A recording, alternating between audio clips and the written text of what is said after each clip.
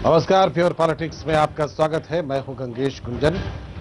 बिहार में उच्चतर शिक्षा की चिंता अक्सर किशोर उम्र के बच्चों को भी अपने माँ बाप से अलग कर देती है। दिल्ली, मुंबई या चेन्नई के हॉस्टल से आने वाले संदेशों में बच्चों की वो पुकार कहीं दब जाती है या अनसुनी कर दी जाती है जिसमें उसके एकाकीपन का दर्द होता है। ऐसे में सेंट्रल यूनिवर्सिटी की घोषणा से एक उम्मीद बंधती है, मगर ये कहां बने इस पर सियासत शुरू हो जाती है और एक ही प्रदेश के दो हिस्सों के बीच इसको लेकर विवाद खड़ा हो जाता है। आज ग्राउंड जीरो पर पहली बार कोई चैनल पहुंचा ये जानने के लिए कि आखिर से फर्क किनको और कितना पड़ता है।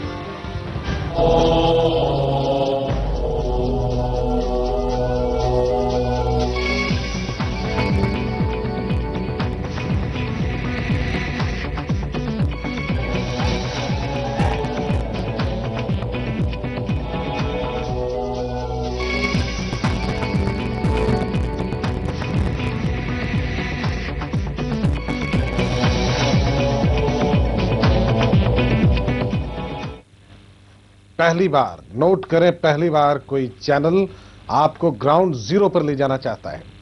मोतिहारी में भी और गया पर भी। क्या है वहां की स्थिति, ये हम बताएंगे। कशिश पहुंचा है ग्राउंड जीरो पर, यानी कशिश उस जमीनी हकीकत को जानना चाहता है कि आखिरकार एक केंद्रीय विश्वविद्यालय को उसकी जमीन क्यों नहीं मिल पा रही।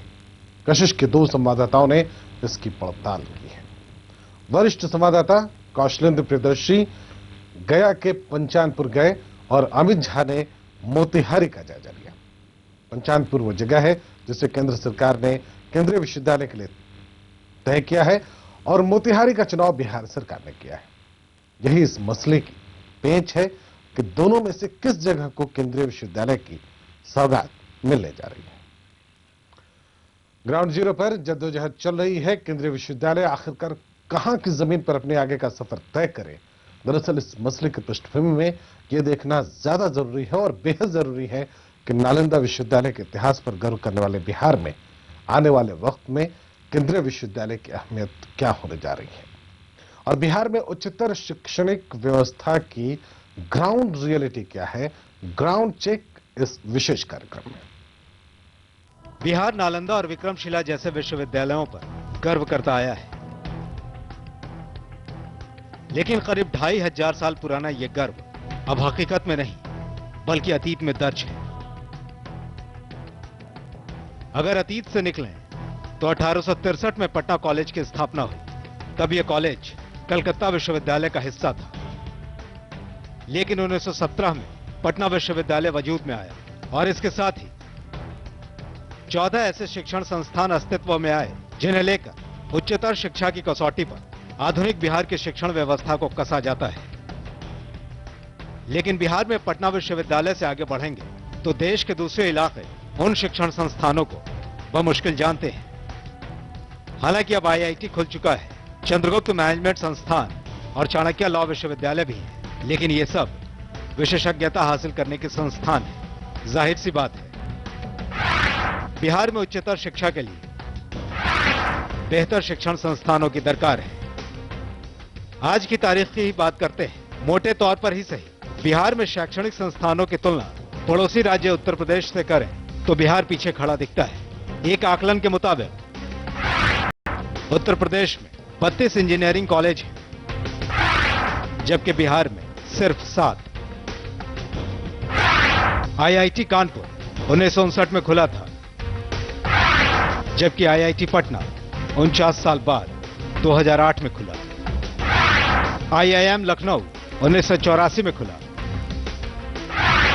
जबकि सीआईएमपी 24 सालों बाद 2008 में। मेडिकल कॉलेज के मामले में भी यही हाल है। उत्तर प्रदेश में 16 मेडिकल कॉलेज हैं, जबकि बिहार में 8। दरअसल इस तुलना का मकसद एक ही है, वो ये कि उच्चतर शिक्षा हो या फिर तकनीकी विशेषज्ञता वाली पढ़ाई की बात हो, बिहार को इनकी जरूरत है। इनके खुलने में देर तो हो चुकी है, लेकिन अब जो नए खुल रहे हैं उनमें देर नहीं होनी चाहिए, क्योंकि इसमें ही बिहार के भविष्य की भलाई है। वैसे अगर पृष्ठभूमि यह है तो सेंट्रल यूनिवर्सिटी पर विवाद क्यों है? हैरानी की बात है कि बिहार में सेंट्रल यूनिवर्सिटी खुल चुका है, लेकिन फिर भी सिर्फ जगह के मसले को लेकर इसका आने वाला कल अधर में लटका हुआ दिखाई देता है। वो जगह गया हो या फिर मोतिहारी, इसे लेकर केंद्र और राज्य सरकार के बीच ये बहस जितनी लंबी खिंचती जा रही है, बिहार में उच्चतर शैक्षणिक व्यवस्था को लेकर गंभीर सवाल खड़े होते जा रहे हैं। कशिश की ब्यूरो रिपोर्ट। तो सबसे पहले ग्राउंड जीरो पर गया के पंचानपुर चलेंगे।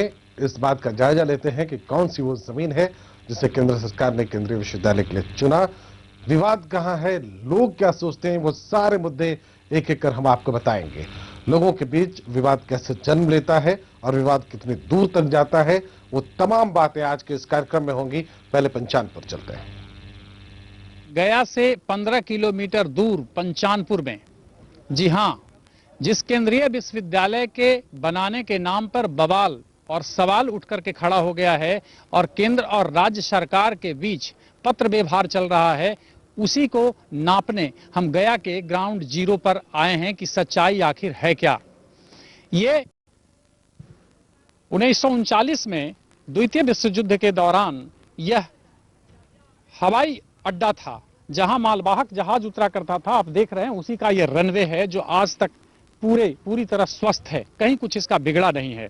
और पूरा रकबा जो देख रहे हैं आप, ये 960 एकड़ रकबा है, जहां केंद्र सरकार का कहना है कि भूमि उपलब्ध आसानी से हो जाएगा। चूंकि यह रक्षा मंत्रालय का जमीन है, इसलिए हमें किसी से भूमि लेने की जरूरत नहीं होगी।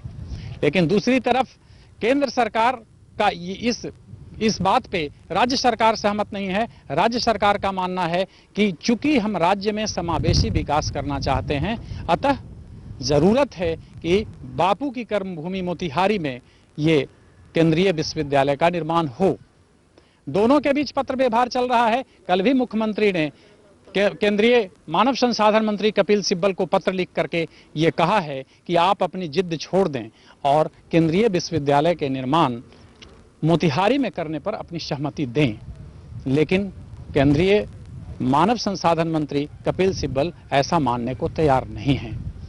दूसरी तरफ मोतिहारी में भी लोग आंदोलन कर रहे हैं, तो गया में भी लोग आंदोलन कर रहे हैं। यहां केंद्रीय विश्वविद्यालय बिहार संघर्ष समिति गया बना करके लोग आंदोलनरत हो गए हैं। मंत्रियों का पुतला फूंक रहे हैं, अपने विधायकों का पुतला फूंक रहे हैं। चूंकि जो मंत्री और विधायक हैं जेडीयू से आते हैं, अपने सरकार का विरोध नहीं करना चाहते हैं। उनका स्पष्ट मानना है कि पूरे राज्य में चूंकि समावेशी विकास की जरूरत है, इसलिए जरूरत है कि गया पहले से विकसित है, इंटरनेशनल एयरपोर्ट है, और मोतिहारी में अगर केंद्रीय विश्वविद्यालय की स्थापना होती है तो विकास वहां तक पहुंचेगा।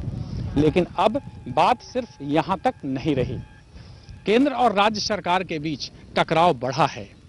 जैसा कि होता रहा है कि राजनीति जब अपने जरूरतों के हिसाब से एक्ट करती है, तब हमेशा काम बिगड़ता है, योजनाओं की भ्रूण हत्या होती है।